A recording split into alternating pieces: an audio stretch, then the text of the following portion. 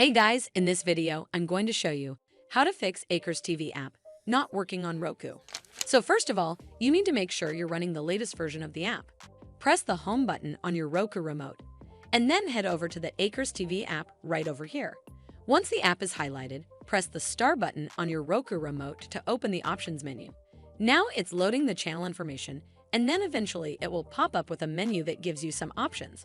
We're gonna go up and click where it says check for updates to make sure you're running the latest version of the app. Once it's updated, check if it fixes the issue. But if you still encounter this issue, then you need to hard restart your Roku device.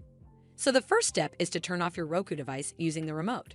Then unplug the power cable from the power outlet. Wait for 3 to 5 minutes, and then plug the power cable back in and turn it back on. This should fix the issue, but if it doesn't, then you need to completely reinstall the AcresTV app. From the home screen, head over to the AcresTV app right over here.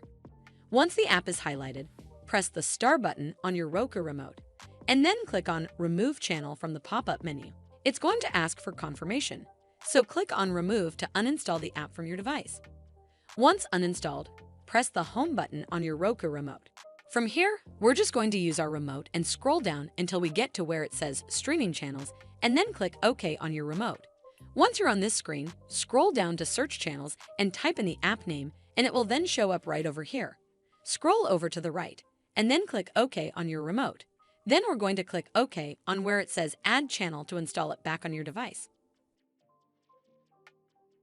Well, that's how you fix AcresTV app not working on Roku.